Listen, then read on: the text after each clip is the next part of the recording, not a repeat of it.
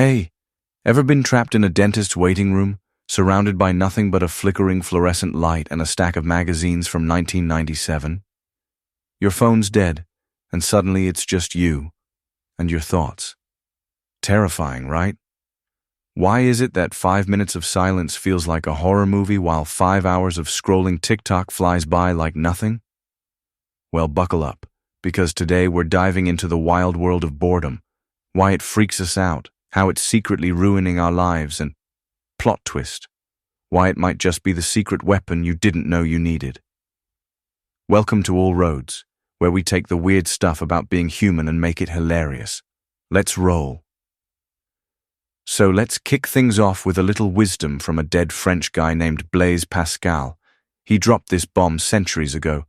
All of humanity's problems stem from man's inability to sit quietly in a room alone. Bold claim, Blaise. But is he wrong? Picture this. You're stuck with zero distractions. No Wi-Fi, no Netflix, nada. How long before you're pacing like a caged tiger, muttering, "There's got to be something to do"? Pascal had this crazy example about a gambler. Give this guy all the cash he could win, but tell him he can't play the slots anymore. He's miserable. Let him play but rig it so he never wins. Still miserable. What's the deal? It's not about the prize. It's about the game. We humans crave the chase, the distraction, the something to keep us from staring into the abyss of our own heads. Back in the day, life was a gamble. Would you eat? Would you freeze? Now we've got food, shelter, and Amazon Prime, so we've invented new games, endless scrolling, binge-watching, refreshing Instagram to see if that one person liked your story yet. But here's the kicker. We're not just avoiding boredom, we're terrified of it. Research says when we're alone with nothing to do, our brains go rogue. Suddenly, you're replaying that cringy thing you said at a party in 2012, or wondering if your cat secretly hates you. It's like our minds turn into a haunted house the second the distractions stop. No wonder we'd rather watch a 3-hour YouTube compilation of cats falling off things than sit in silence. This fear of boredom doesn't just make us twitchy. It messes with our lives. Ever stayed in a bad relationship just because being alone sounded worse? Or worked yourself into a zombie because stopping felt scarier than passing out at your desk? That's boredom avoidance, my friends. Studies say this discomfort can fuel anxiety, stress, even depression. Chronic loneliness, yep, the kind where you're surrounded by people but still feel empty, is as bad for you as smoking 15 cigarettes a day. So, basically, boredom's out here trying to kill us, and we're just handing it the matches. Zoom out, and it's not just you and me. Society's hooked on this too. We're obsessed with being busy, connected, productive.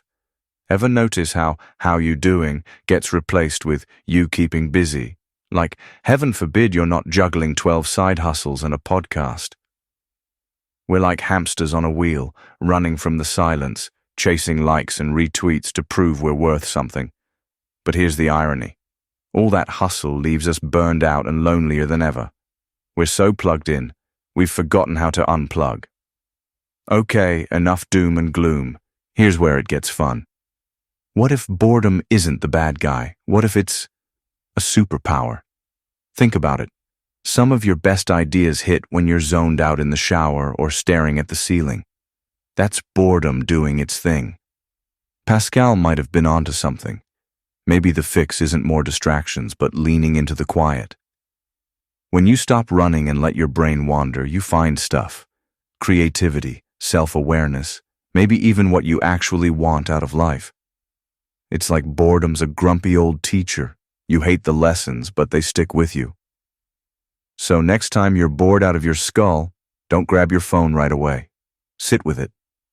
Let your mind do its weird dance. Sure, it might feel like you're auditioning for most awkward human ever, but stick with it. You might just stumble into a breakthrough, or at least figure out why you keep buying kale you never eat. All right, let's be real.